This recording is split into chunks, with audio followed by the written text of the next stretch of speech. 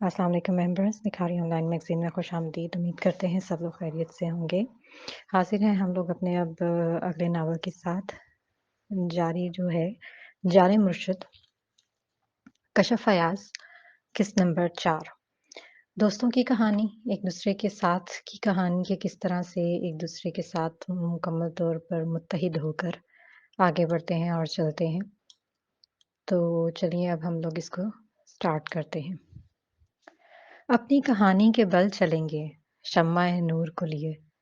मत आज़माओ तुम हमें बिन बताए, चले जाएँगे हमेशा के लिए। कहानी मेरी मुख्तसर सी है, तुम सुनो तो सही हमारे लिए। ये पेचो-ताप इस कदर अच्छे नहीं, मत आज़माओ हमें अरसाए दराज़ के लिए। हम निकल जाएँगे हर आज़माइश से, तुम पछताओगे ता हयात के लिए। 3 माह गुज़र चुके थे, ज़िंदगी मामूल के मुताबिक गुज़र रही थी। 4 दोस्तों की यारियाँ, जासिम अली, असगर खान की मनमानियाँ, अरशमान मलिक की बेताबियाँ सब अरूज पर थीं। मामूल के मुताबिक आज का सूरज भी अपनी पूरी ताब लिए चढ़ा था। कराची का मौसम गर्म हो चुका था। अवाम अपने रोज़मर्रा के कामों में वैसे ही मगन थी जैसे वो हमेशा रहा करती। तूफ़ान जहाँ से भी कदरे बेहतर था। 2 हफ्तों बाद डॉक्टर्स की फिर भरपूर हदायत के बाद उसे डिस्चार्ज कर दिया गया था।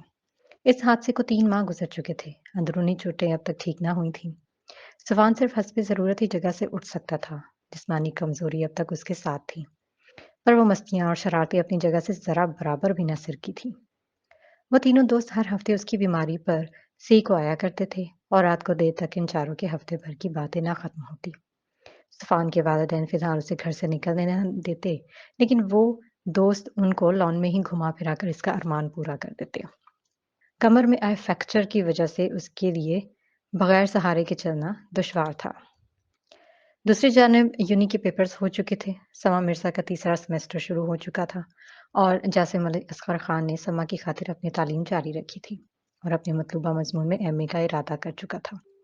उस वाक़ये के बाद कैंटीन की वो टेबल हमेशा खाली नज़र आती थी और इसी के मुकाबले जासिम की टेबल पड़ी मिलती।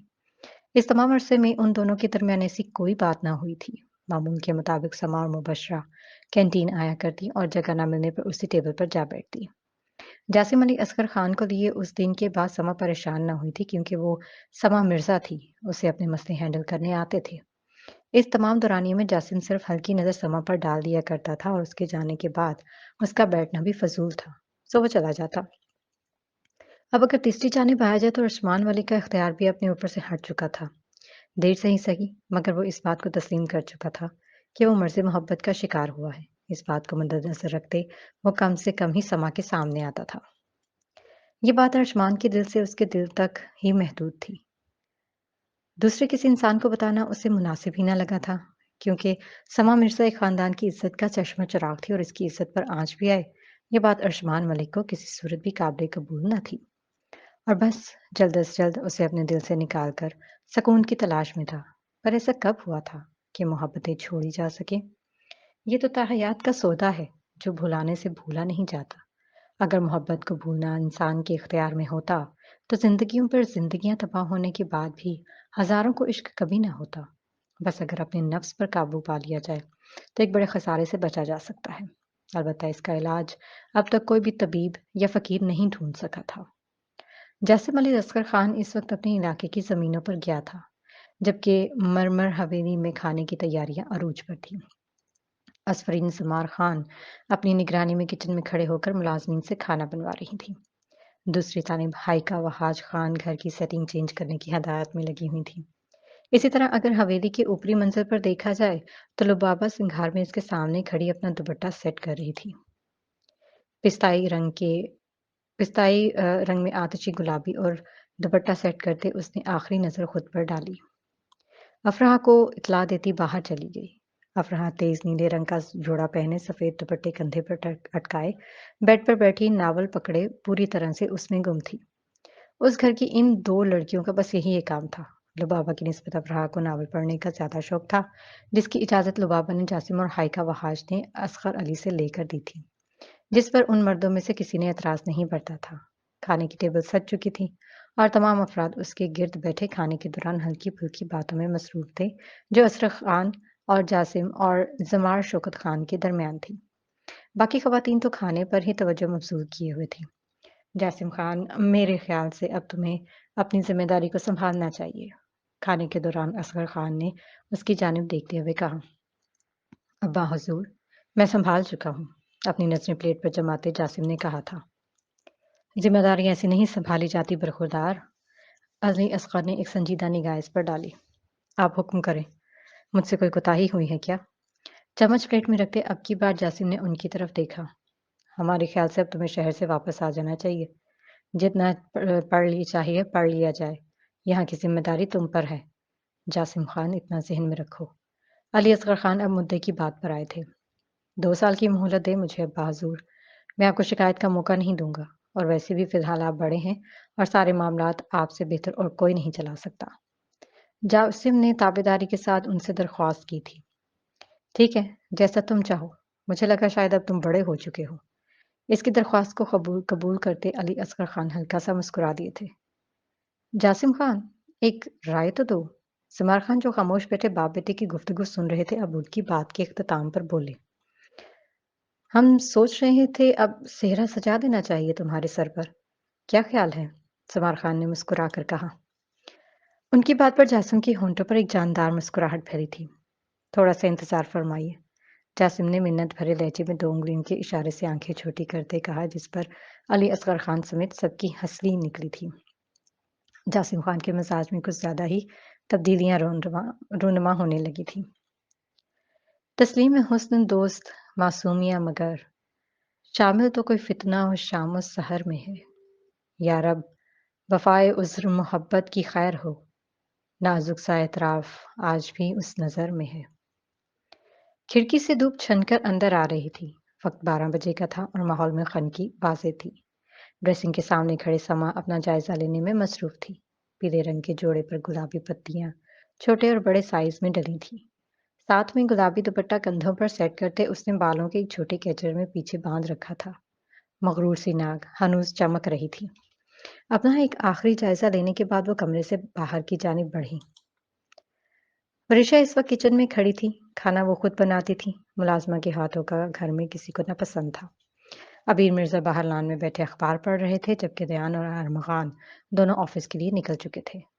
بھابھی، میں جا رہی ہوں، آپ کو کچھ منگوانا ہے؟ سما نے موبائل پر میسج چیک کرتے ہوئے کام کرتی وریشا سے پوچھا، جو کٹاکٹ پیاز کاٹ رہی تھی۔ نہیں، میں نے کیا منگوانا، خیر سے جاؤ، بس جلدی آ جانا۔ وریشا نے اس کی تیاری کا جائزہ لیتے ہوئے کہا۔ جی جی، بس یوں گئے اور یوں آئے، سما نے چٹکی بجاتے ہوئے کہا، جس پر وریشا بھی ہنس دی۔ سما وریشا سے ملنے کے بعد باہر لان میں آئی، جہاں ابیر مرزا بیٹھے اخبار میں گم تھے۔ بابا، میں جا رہی تھی، سوچا آپ سے مل لوں۔ سما ان کے سامنے پڑی دوسرے صوفے پر جا بیٹھی۔ جی چلی جاؤ بچے، بس ڈرائیور کو ساتھ رکھنا اور بابا پلیز، سما نے بے چارگی سے انہیں دیکھا۔ گارڈز کچھ نہیں کہتے، آپ انجوائے کرنا، وہ اپنی ڈیوٹی دیں گے۔ ابیر مرزا اس کا منہ دیکھ کر کہنے لگے، اسے گارڈز کی نگرانی میں رہتے ہوئے انتہائی کوفت ہوتی تھی۔ ٹرسٹ می بابا، کوئی کچھ نہیں کہے گا مجھے، اگر گارڈز نہ ہوئے تو، سما نے یقین دلانے والے انداز میں کہا۔ احتیاط لازم ہے بیٹا۔ اخبار کو ایک بار پھر سامنے کرتے انہوں نے کہا، پھر صبا کی جانب دیکھا جو مردہ قدم لیے اٹھنے لگی تھی۔ اوکے، بٹ لاسٹ ٹائم، سما، اس کے بعد گارڈز مسٹ ہیں۔ اس کا مرجھایا ہوا چہرہ دیکھ کر ابیر صاحب کو ماننا پڑا۔ تھینکس، میں جلدی آؤں گی، بس تھوڑی سی شاپنگ ہے ہماری۔ شکریہ کن انداز میں کہتے وہ اٹھی اور باہر گراج کی جانب بڑھی۔ عورتوں کی شاپنگ ہو اور تھوڑی دیر، سوچنے کے سے انداز میں ابیر صاحب مسکرائے اور بڑبڑائے اور خود ہی مسکرا کر ایک بار پھر اخبار سامنے کر لی۔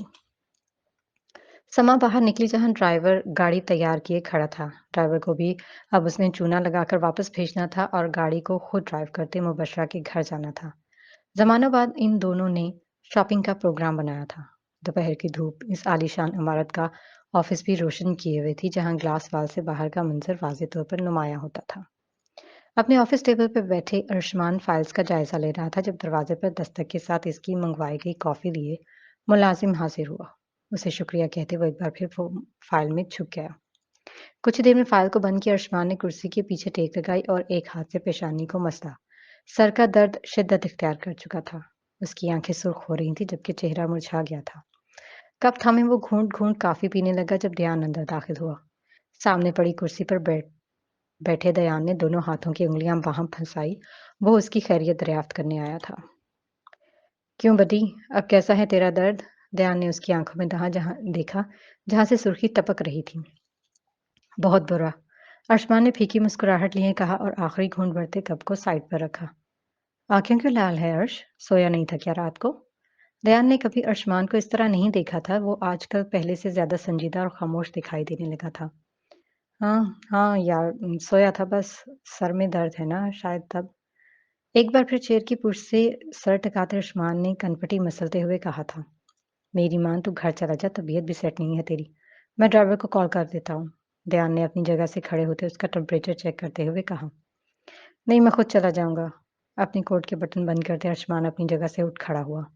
आज उसने क्रीम का रंग का ड्रेस कोट जेब तन कर रखा था। जी मोहतरम, आंखें तो आपसे खुल नहीं रही तो ड्राइविंग का सोचना भी मत।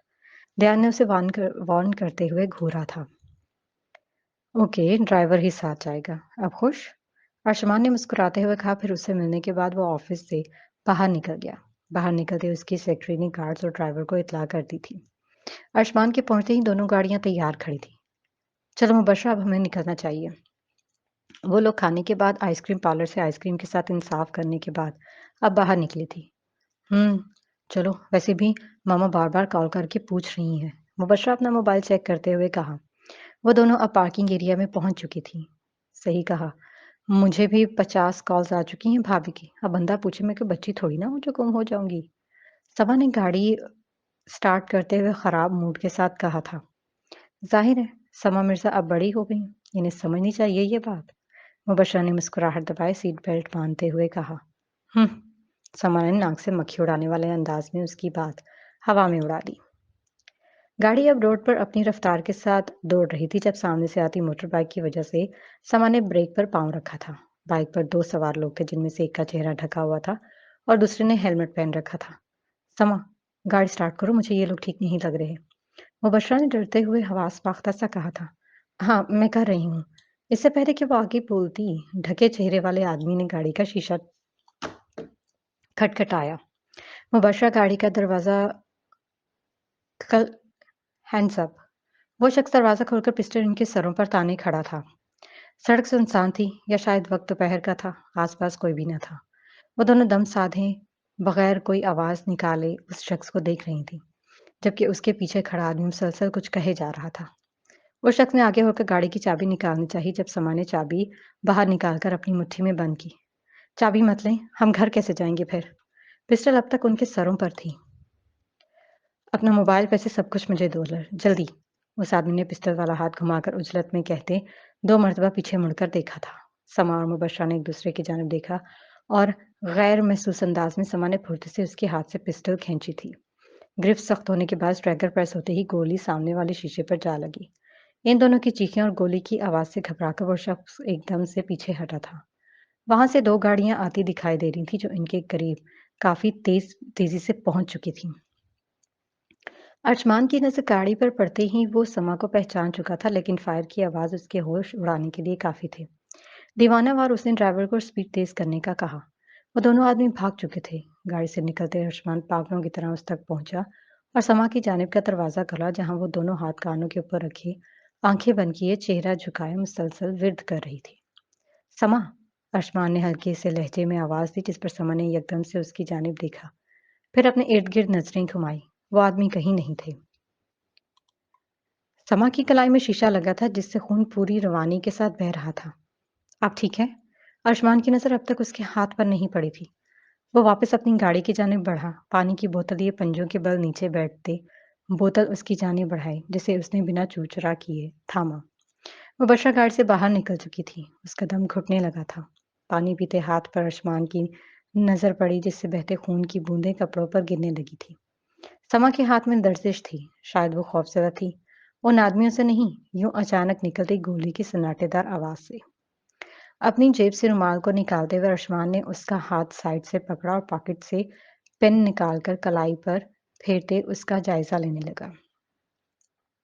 समा ये बात महसूस कर सकती थी कि वो उसे टच नहीं कर रहा था, पंजों के बल बैठे वो ऊपर को हुआ और गाड़ी के फ्रंट से टिश्यू बॉक्स से टिश्यू निकालकर कांच का टुकड़ा खींच कर निकाला, जिस पर समा की हल्की सी आवाज भी ना आई थी। वो बस बैठी दम साधे ये कार्रवाई देख रही थी। आपको अकेला नहीं आना चाहिए था शायद। समा से कहते वो खड़ा हुआ अपने कोट का बटन बंद किया। मैं ड्राइवर को आपके साथ भेजता हूँ, वो आप दोनों को घर ड्रॉप कर देंगे। आयुष्मान ने कहा और वापस अपनी गाड़ी की तरफ मुड़ा जब समा की आवाज पे एक मर्तबा फिर उसकी जानिब पलटा। आप छोड़ आए आयुष्मान। समा ने संजीदगी से कहा। ड्राइवर सीट से बाहर निकलकर दूसरी जानिब बैठी। हल्की सी मुस्कुराहट के साथ इसने ड्राइविंग सीट संभाली। मुबशरा के बैठने पर आयुष्मान गाड़ी स्टार्ट कर चुका था। आप घर में किसी को मत बताइएगा प्लीज। समा ने उसकी जानिब देखने से गुरेज करते हुए बेचारगी से कहा। और मैं ऐसा क्यों करूंगा? आयुष्मान ने ड्राइविंग करते हुए कहा था। देखिए, आप प्लीज मत बताइएगा, वरना हम दोनों को दोबारा बाहर नहीं भेजा जाएगा। मुबशरा जो पीछे बैठी थी घबराकर जगह से ऊपर होकर समा की सीट पर हाथ रखे चेहरे पर बेचारगी लिए आयुष्मान से बोली। समा ने उसकी आंखें दिखाई तो वो दुबक कर पीछे हुई। आप अपने घर का एड्रेस बताएं। आयुष्मान ने नजरें सामने सड़क पर मरकूज किए हुए कहा। इसके बताने पर कुछ ही देर में वो मुबशरा के घर के सामने थे। मुबशरा को छोड़ने के बाद आयुष्मान ने गाड़ी को अबीर साहब के घर की जानिब टर्न किया। क्या आप बाबा और भाई को बताएंगे?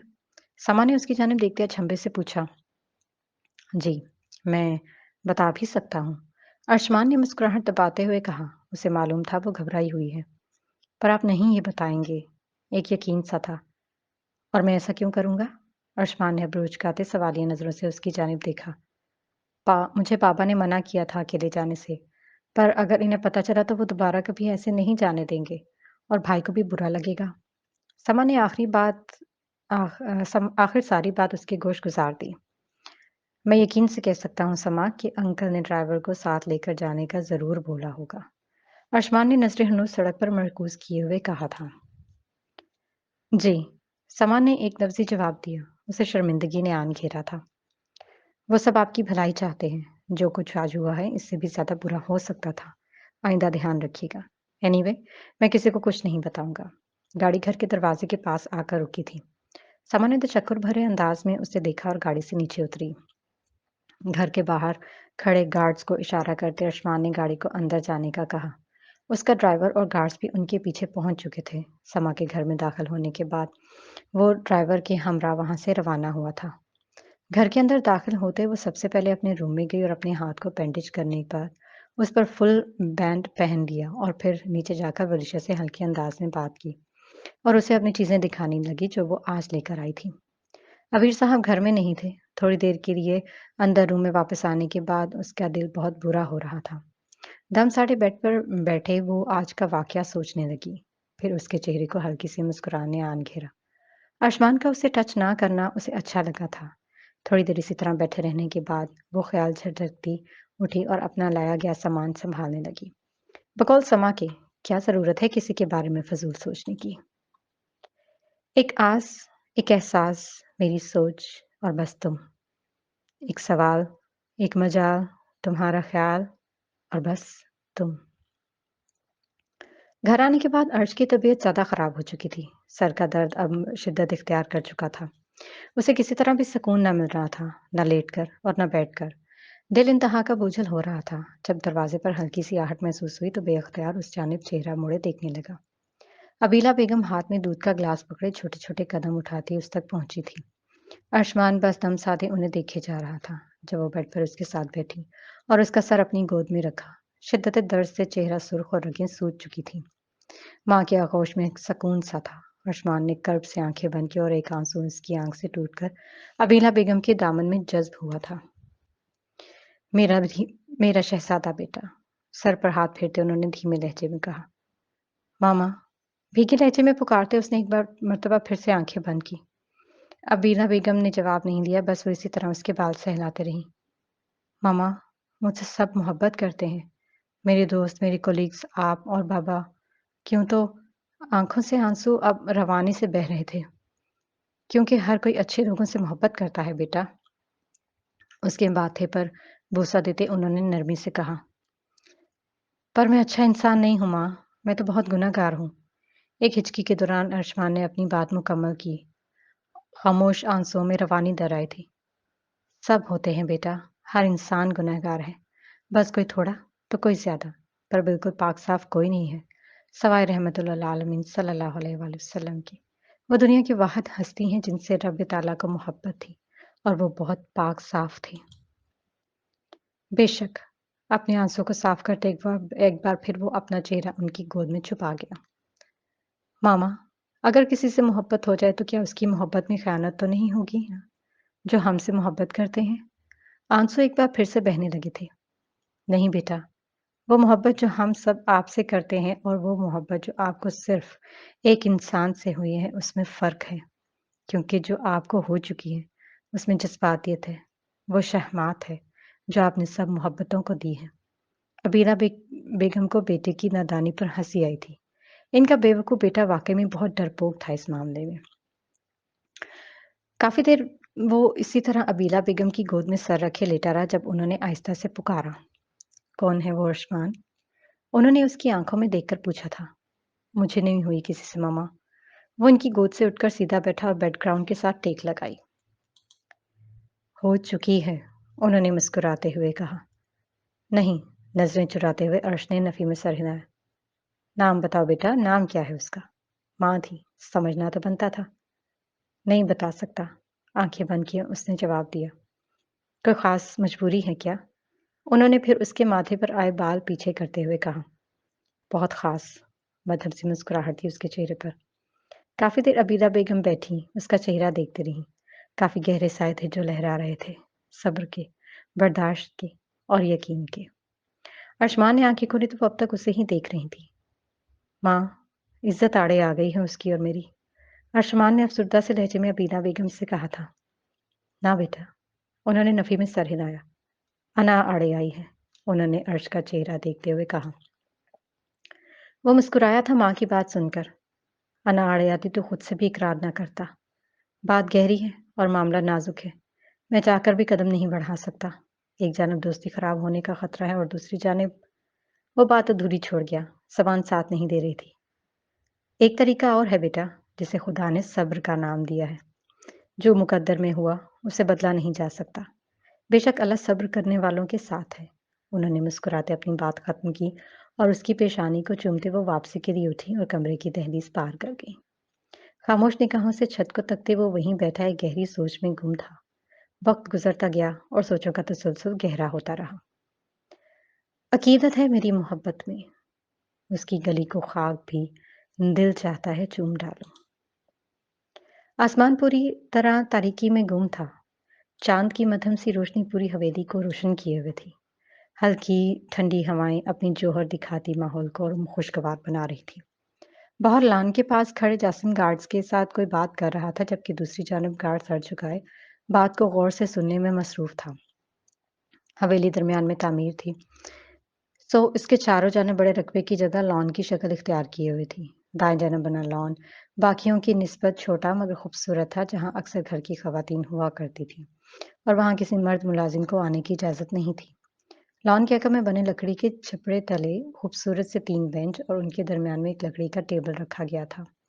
چھپڑے کے اوپر ہلکے پیلے رنگ کے بلب لگے تھے جو ایک سحر انگیز ماحول پیش کرنے میں اہم کردار ادا کر رہے تھے۔ باقی لان اندھیرے میں ڈوبا ہوا تھا جبکہ ان پیلے بلبوں نے ماحول کو روشن کر رکھا تھا۔ لبابہ قرآن مجید کی تلاوت کر رہی تھی جبکہ افراح دم سادے بیٹھے اس کی خوبصورت سی آواز کو سن رہی تھی۔ لبابہ اب ترجمہ شروع کر چکی تھی جبکہ جاسم بھی آہستہ سے چلتا ہوا ان کے پاس پڑے دوسرے بنچ پر بیٹھ چکا تھا اور قرآن کے لفظوں پر غور کر رہا تھا۔ اے ایمان والو، اللہ اور اس کے رسول صلی اللہ علیہ وسلم سے آگے نہ بڑھا کرو اور اللہ سے ڈرتے رہو، بے شک اللہ سننے والا، خوب جاننے والا ہے۔ ماحول میں بالکل خاموشی تھی۔ وہ سارے نفوس دم سادے ان لفظوں کو سن رہے تھے۔ اے ایمان والو، تم اپنی آوازوں کو رسول صلی اللہ علیہ وآلہ وسلم سے بلند مت کیا کرو اور ان کے ساتھ اس طرح بلند آواز میں بات نہ کیا کرو جیسے تم ایک دوسرے سے بلند آواز کے ساتھ کرتے ہو کہ تمہارے سارے اعمال ہی غارت ہو جائیں اور تمہیں شعور تک بھی باقی نہ رہے۔ بے شک جو لوگ رسول صلی اللہ علیہ وآلہ وسلم کی بارگاہ میں اپنی آوازوں کو پست رکھتے ہیں، یہی وہ لوگ ہیں جن کے دلوں کو اللہ نے تقویٰ کے لیے چن کر خالص کر لیا ہے۔ انہی کے لیے بخشش اور اجر کریم ہے۔ رات گہری نہ تھی पर इर्द-गिर्द दरख्तों पर बैठे परिंदों की चहचहाहटें माहौल की खामोशी को वक्फे-वक्फे से तोड़ रही थी, जबकि वहां बैठे नफूसों की सांस तक लेने की आवाज नहीं आ रही थी। अगर वो लोग सब्र करते यहाँ तक कि आप खुद ही इनकी तरफ बाहर तशरीफ ले आते, तो ये इनके लिए बेहतर होता। और अल्लाह बड़ा बख्शने वाला, बहुत रहम फरमाने वाला है। ए ईमान वालो, अगर तुम्हारे पास कोई फासिक शख्स कोई खबर लाए, तो खूब तहकीक कर लिया करो। ऐसा ना हो कि तुम किसी कौम को लालमे में नाहक तकलीफ पहुंचा बैठो, फिर तुम अपने किए पर पछताते रह जाओ। और जान लो कि तुम में रसूल अल्लाह सल्लल्लाहु अलैहि वसल्लम मौजूद है। अगर वो बहुत से कामों में तुम्हारा कहना मान ले, तो तुम बड़ी मुश्किल में पड़ जाओगे। लेकिन अल्लाह ने तुम्हें ईमान की मोहब्बत अता फरमाई और उसे तुम्हारे दिलों में आरास्ता फरमा दिया और कुफ्र और नाफरमानी और गुनाह से तुम्हें मुतफर कर दिया। ऐसे ही लोग दीन की राह पर साबित और गामजन हैं। लुबाबा ने एक गहरी सांस ली और अपना चेहरा उठाया तो कुरान मजीद को बंद करते उसने अकीदत से मोअज़्ज़िज़ किताब को बूसा देकर दोनों हाथों में मजबूती से पकड़ा। सामने जासिम अली असगर खान अपनी बहन को बहुत नरमी से देख रहा था। जासिम पर नजर पड़ते ही वो मुस्कुराई और अपनी जगह से उठकर खड़े होते जासिम के आगे सर किया। अस्सलाम वालेकुम लाला, आप कब आए? वो मुस्कुराती नजरों से अपनी लाला को देख रही थी जब तुम तलावत कर रही थी। नरमी से बहन के सर पर हाथ रखते उसने भारी आवाज के साथ नरम लहजे में कहा, माशाल्लाह, आवाज तो प्यारी है तुम्हारी। जासिम ने हनूस मुस्कुराते हुए उससे कहा। इसके कानों में अब तक उसकी आवाज गूंज रही थी। लुबाबा ने सर को खम करके दांत वसूल किए और कुरान मजीद को अकीदत से पकड़े छोटे छोटे कदम उठाती अफराह के हमरा वहां से अंदर की जानिब बढ़ने लगी। वो वहां बैठने लगा था जब उसके मोबाइल पर रिंग हुई। नंबर फरीद का था। सो उठाते हुए वहां से उठ खड़ा हुआ। लॉन के पास बने छोटे से फव्वारे के पास खड़ा हुआ, जिसके दोनों अतराफ में सफेद पत्थरों की किनारी फेरी गई थी। फन हुनूस कान से लगाए इसके चेहरे के तासुरात आहिस्ता आहिस्ता सख्ती में घुल रहे थे। तुम कहाँ थे उस वक्त फरीद? अगर उसे कुछ हो जाता तो मैं तुम्हारा हशर कर डालता। कैसे आदमी रखे हुए हैं तुमने जो एक काम ठीक से नहीं कर सकते? वो अपना गुस्सा जब्त करने के चक्कर में सुर्ख हो चुका था। उसे उन आदमियों से इतनी बेवकूफ़ी की उम्मीद हरगिज़ नहीं थी। कल से उसे ट्रेस तुम खुद करोगे और एक बात याद रखना, अगर इसमें से खराश भी आए तो अपनी जिम्मेदार तुम खुद होगे। सख्ती से तंबीह करते उसने झट से फ़ोन बंद किया। पॉकेट में डालते हुए उसने अपने बालों में हाथ फेरा और गहरी सांस को अंदर खींचते खुद को कंपोज करने की कोशिश की। मोहतरमा है इतनी कड़वी और चोरों के आगे गाड़ी रोक डाली। मुंह में बड़बड़ाते वो समा का गुस्सा याद करते हुए बोला। सिगरेट को होंठों के दरमियान में फंसाते जासिम अली असगर खान ने एक गहरा कश दिया और आहिस्ता से कदम उठाते अंदर की जानिब बढ़ने लगा। हवेली के पिछले दरवाजे को पार करते वो सीधा सीढ़ियों पर चढ़ते हुए कमरे की जानिब रुख कर गया। सामने वाले दरवाजे से आता तो असगर अली खान ने उसे सिगरेट की चुस्कियां लगाते हुए देख लेना था। लिहाजा सिगरेट की शान में गुस्ताखी न हो जाए, इसलिए जासिम अली असगर खान ने पिछली जानिब से आना ज्यादा मुनासिब समझा। फिर यूं हुआ, वो उतर गया रूह में मेरी। फिर मैं उसकी खुशबू से पहचाना गया। आज की सुबह बासी हो गई थी। धूप खिड़की से छनकर अंदर कमरे में पड़ रही थी, जिसकी हालत गैर आबाद कहने के लायक थी, क्योंकि बेड पर बिछी चादर अपने साथ की गई ज्यादती का मुंह बोलता सबूत थी, जबकि सोफे के 2 कुशन बेड पर और बाकी जा बचा बिखरे हुए थे। सुफ़ान साहब आड़े तिरछे लेटे ख्वाबे खरगोश के मज़े लूट रहे थे, जब कमरे का दरवाज़ा धड़ाम की आवाज़ के साथ खुला और अंदर आते वजूद ने आंखों पर ब्लैक गॉगल्स लगाए, ब्लैक पैंट पर वाइट ड्रेस शर्ट और उस पर ब्लू टाई पहने हुए था, जबकि च्युइंगम चबाता मुंह मुसलसल हिल रहा था। वो तो मोहतरम सफ़ान शाहजहां अपनी आरामगाह में आराम फरमा रहे हैं। रुबास ने टूट कर सोते हुए उस शख्स को देखा जिससे ज्यादा फारूक तो फिल वक्त दुनिया को कोई इंसान नहीं था। ओए, उठ जा, बहुत सो लिया तूने। रुबास ने उसका कंधा झंझोड़ते हुए कहा, जबकि सफ़ान तो टस से मस ना हुआ। उठ जा यार, किसके ख्वाब देख रहा है? तुझे कौन सा किसी ने लिफ्ट करवाना है? रुबास उसका नाक पकड़ता और फिर छोड़ देता, जिससे सफ़ान की नींद में खलल पैदा हुआ था। पर वो भी ठहरा सदा का फारिग, सो एक बार फिर सो चुका था। अब की बार जूं रुबास ने उसका नाक पकड़ा तो छोड़ने का नाम ही ना लिया। सांस रुकने के बाद सुफान एक झटके से ऊपर उठ बैठा और गहरे गहरे सांस खींचकर खुद को कंपोज करने की कोशिश की। सोने दो ना रूबी, क्या मसला है? صفان اپنی بات مکمل کرتے ہی لیٹ جاتا لیکن اس سے پہلے اس کی گردن رباز کے ہاتھوں میں قید ہو چکی تھی۔ کیا بولا؟ ایک بار پھر بولی۔ اس کی گردن ہنوس اپنے ہاتھوں میں قید کی اس نے چلا کر پوچھا، روبی درد ہو رہا ہے، چھوڑ۔ صفان کا چہرہ سرخ ہو چکا تھا۔ ابھی رباز کو چھوڑ کرتا کمرے کا دروازہ کھلتے ہی ارشمان بلیک پینٹ کوٹ پر ریڈ ٹائی باندھے اندر داخل ہوا تھا۔ رباز پیچھے ہٹ کیا کر رہا ہے یار، جان لے کیا کیا بچے کی۔ اس کے ہاتھوں سے صفان کی گردن چھڑواتے اسے سائڈ پر بٹھایا۔ اس خبیث نے ہمارا جنس ہی چینج کر ڈالا ہے یار۔ غصے سے ہانپتے ہوئے رباز نے صفان کی جانب اشارہ کیا جو اپنی گردن کو سہلا رہا تھا۔ تو نے ڈیل کی تھی میرے ساتھ، مت بھول۔ صفان بمشکل جگہ تبدیل کرتے ہوئے بولا۔ ایکسیڈنٹ ہوئے کافی ماہ گزر چکے تھے پر اس کی اندرونی چوٹوں کے باعث وہ آسانی سے ہل جل نہیں سکتا تھا۔ وہ ڈیل محدود مدت کے لیے تھی اور وہ مدت پوری ہو چکی ہے، رباز نے کھڑتے ہوئے جواب دیا۔ ارشمان بھی سامنے پڑے صوفے سے گدیاں ہٹاتے بیٹھ چکا تھا۔ چل صفان، فریش ہو کر آ، تجھے مارننگ واک پر لے کر جاتے ہیں۔ اس کی بکھری حالت کو دیکھتے ہوئے ارشمان نے بڑے سکون سے کہا اور دونوں بازو صوفے کی پشت پر بچھائے۔ مارننگ؟ کون سی مارننگ؟ یہاں تو آفٹر نون ہو چکا ہے۔ ارشمان کے ساتھ ہی صوفے پر بیٹھتے ہوئے رباز نے دونوں ٹانگی لمبے کیے، سامنے پڑے شیشے کی ٹیبل پر رکھتے ہوئے کہا، ہاں تو میرا مارننگ ہے ابھی، اور ویسے بھی زمانے بعد باہر کی ہوا کھانے کو ملی ہے۔ ماتھے سے بالوں کو پیچھے کرتے ہوئے صفان نے اس کی جانب منہ چڑھاتے ہوئے کہا۔ رباز نے سر پر سے گزارا تھا اس کا ایٹیٹیوڈ۔ چلو پھر جلدی کرو، دیان کہہ رہا تھا وہ وہیں آ جائے گا۔ ارشمان نے اٹھ کھڑے ہوتے ہوئے کہا، میرا ناشتہ؟ صفان کو اپنے پیٹ کی فکر ستانے لگی، لہٰذا اب روچکائے ہوئے وہ بولا، وہ وہاں حلوہ پوری سے کروائیں گے میرے بھائی، تو جا کے حلیہ درست کر اپنا۔ رباز نے موبائل پر انگلیاں چلاتے ہوئے کہا تھا، میں باہر ذرا آنٹی سے مل کر آتا ہوں، جلدی سے فریش ہو کر آنا۔ صفان پھر میں نے آفس بھی جانا ہے۔ صفان کو تنبیہ کرتے ہوئے ارشمان باہر کی جانب بڑھا۔ ہاں بھائی جلدی کرنا، ہم کام کاج والے لوگ ہیں، تو ٹھہرا صدا کا فارغ انسان۔ بتیسیوں کی نمائش کرتے رباز نے نظریں موبائل سے ہٹاتے ہوئے صفان پر گاڑی، جو آہستہ آہستہ قدم اٹھاتا واش روم کی جانب بڑھ رہا تھا۔ اوف کمینے انسان، شرم نہیں آتی کیا؟ اپنا کندھا سہلاتے ہوئے رباز نے چیخ کر صفان سے کہا جو اسے باڈی سپرے کی بوتل مار کر خود واش روم میں بند ہو چکا تھا۔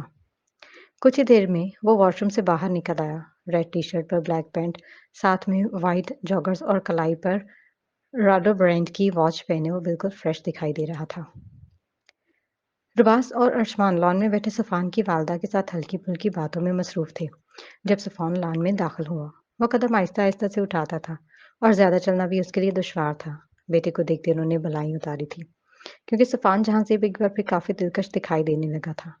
ان چند مہینے میں وہ بہت خراب ہو چکا تھا، زیادہ بلیڈنگ ہونے کی وجہ سے اس کا چہرہ پلاہٹ میں گھل چکا تھا۔ اس مختصر عرصے میں اس کا سب نے بہت خیال رکھا تھا۔